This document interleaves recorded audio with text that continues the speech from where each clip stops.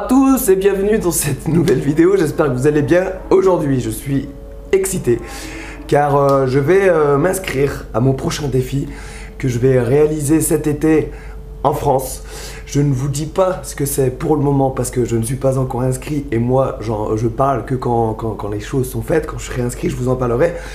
Ça c'est la première raison. La deuxième raison c'est que j'ai envie de faire les choses bien et j'ai envie de faire la vidéo en France en fait, et là je suis à Bangkok donc voilà, j'ai envie de le faire en France dans de bonnes conditions pour vous annoncer ça, pour faire un truc sympa. Et en plus, il faut d'abord que j'en parle avec mes partenaires, parce que j'ai des partenaires, vous le savez peut-être pas, mais j'ai des gens qui me soutiennent, notamment des entreprises. Mais voilà, je voulais juste mettre au point avec eux, parce que eux-mêmes ne sont même pas au courant. Et je veux juste checker avec eux s'ils sont OK de me suivre dans cette aventure, tout simplement. Donc voilà, moi je m'inscris, c'est sûr, je vais le faire. J'ai pas besoin d'apport financier, j'ai pas besoin de sponsor clairement, mais un petit soutien. Le petit soutien de mes partenaires me fera grave plaisir, donc du coup je leur propose de me suivre dans cette aventure tout simplement. Et puis voilà, qu'est-ce que je voulais vous dire? Ouais, je voulais faire cette petite vidéo pour vous expliquer pourquoi je me lance à nouveau dans les défis comme ça. Déjà pour commencer, sachez que j'ai fait des ultra trails et des courses de longue distance. Ça a commencé dans les années 2008-2009 où je suis parti faire le GR20 en solitaire. C'était pas un ultra trail mais c'était un défi un peu longue distance. Le GR20 c'est quoi? C'est la Corse, c'est une randonnée en Corse. Traverser la Corse qui dure normalement 15 jours si on respecte les étapes. C'est vraiment dans les montagnes en Corse, hein, ça traverse la Corse du nord au sud. On peut le faire du sud au nord, mais le mieux c'est de le faire du nord au sud. Je suis parti tout seul, sac à dos, et je suis parti à l'aventure. Je l'ai fait en 9 jours, voilà, en autonomie semi-complète. Voilà, donc ça c'était mon premier vraiment challenge. Avant j'avais fait des marathons, des choses comme ça, des courses on va dire bitume, mais courses à pied. Et ensuite après je suis tombé vraiment amoureux de ce sport qui est l'ultra distance. Ultra distance c'est quoi? C'est des distances longues, voire très longues, au-delà d'un marathon. Donc ce qu'on peut appeler des trails ou des ultra trails. Donc là le GR20 c'était une randonnée, voilà, c'était plus de la marche. Après j'ai fait des ultra trails comme la montagnarde, ça vous parle peut-être pas, mais bon, peut-être que ça va en parler à certains. La montagnarde c'était 120 km, 10 000 mètres de dénivelé positif, donc c'est de la montée dans les montagnes. J'ai fait quoi? J'ai fait la TOE, le Tour de l'Oisans et des Écrins. C'est une course qui se fait normalement en équipe. Celle-là je l'ai faite en solitaire. Sans équipe, parce qu'en fait je crois que c'était un anniversaire, c'était une édition un peu spéciale. Normalement c'est une course qui se fait sur une semaine, et là pour cette édition là, l'année où je l'ai faite, ils l'ont fait en une étape. Donc voilà, c'était 180 km avec 12 000 mètres de dénivelé positif. On avait 80 heures pour le faire. Voilà, c'est pour ça qu'on dit une étape, c'est que voilà, il n'y a pas de 3-4 jours pour le faire, il y a vraiment une seule étape. J'ai mis 77 heures, je crois, quelque chose comme ça. Sur la course, j'ai dû dormir, sur celle-là, j'ai dû dormir 4 heures, 4 heures et demie, parfois sur les sentiers, au bord de la route, notamment une fois aussi dans un ravitaillement où je m'étais effondré, j'avais pu récupérer un peu. Voilà, j'ai été finisher, j'ai fini. J'ai pas encore abandonné. Toutes les courses que j'ai entamées, je les ai terminées. Pourvu que ça dure, on verra. Ensuite, montagnarde, TOE. J'ai fait quoi encore? Ensuite, après, j'ai fait c'est pas pareil, c'est des ascensions, le Mont Blanc, le Kilimandjaro. Vous le savez, j'en ai souvent parlé sur cette chaîne. Et dernièrement, le dernier défi que j'ai fait, qui n'était pas réellement un défi, c'était le tour de la Californie en vélo. Pendant 3 mois, j'ai dû faire à peu près 4000 km. C'était en tandem, on était 2.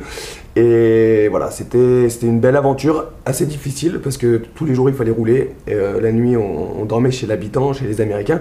Et après, on reprenait le lendemain. C'était quand même assez exigeant, mais c'était vraiment une bonne aventure.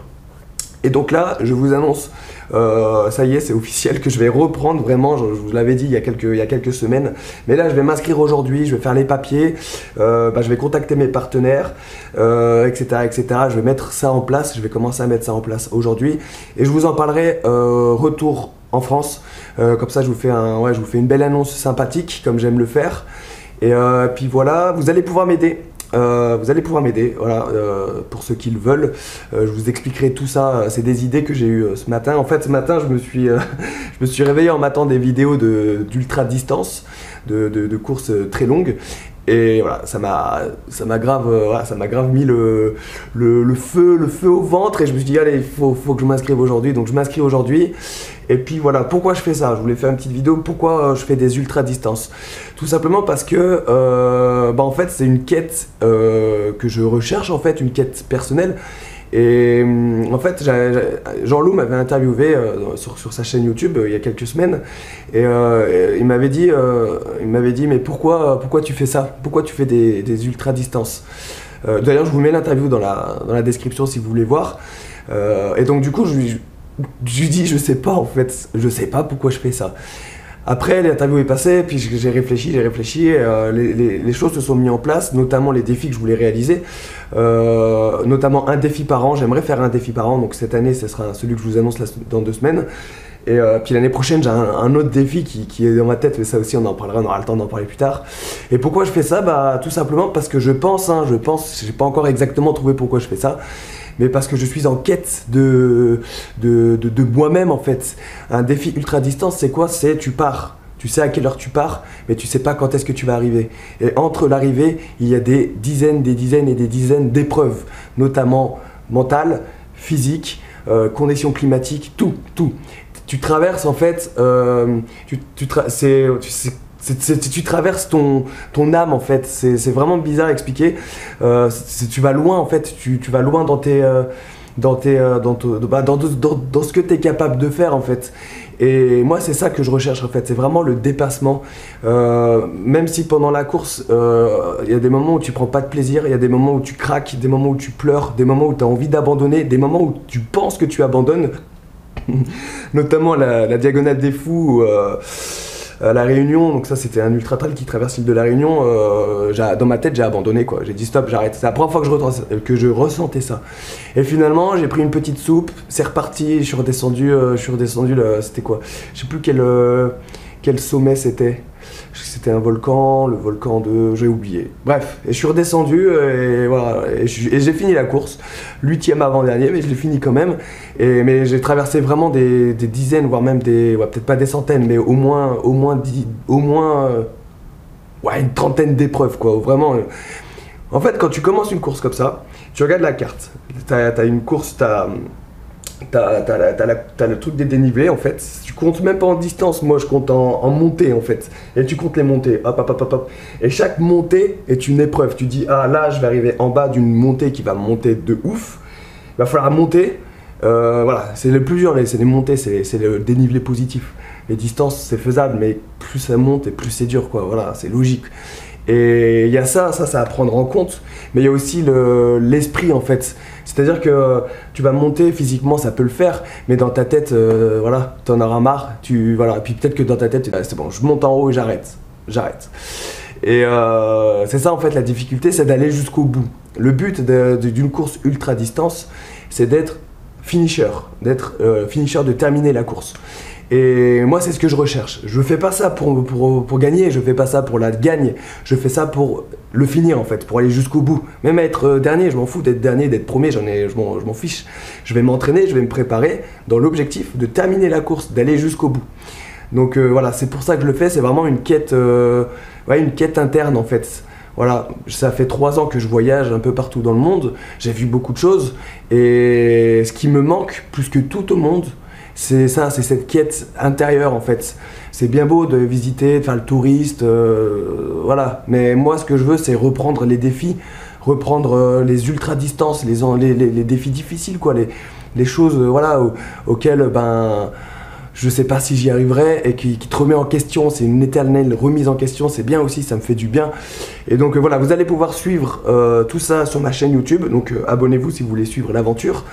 Et voilà, je vous en parle très rapidement. J'ai hâte de vous dire ce que c'est.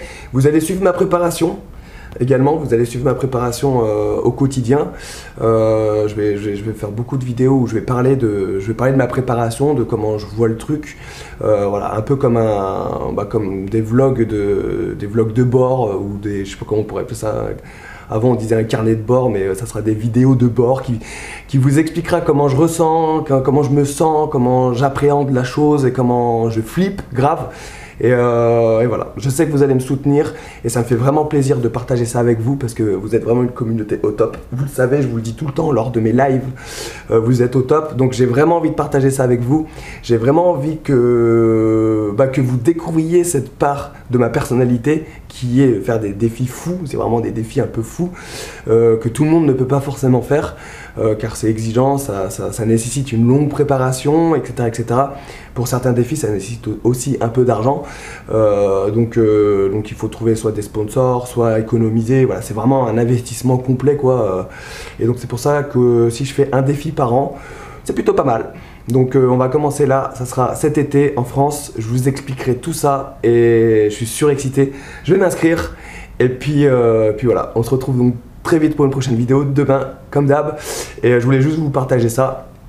Merci d'avoir regardé cette vidéo, n'hésitez pas à la partager, n'hésitez pas à mettre un petit pouce bleu et à me dire dans les commentaires si vous avez une idée de la course que je prépare cet été. Voilà, je vous laisse les commentaires pour débattre. Et en tout cas, je répondrai à tous vos messages. Merci énormément en tout cas pour votre soutien. On se retrouve donc demain. Rompez, que Stan Barbe vous protège. À demain. Ciao.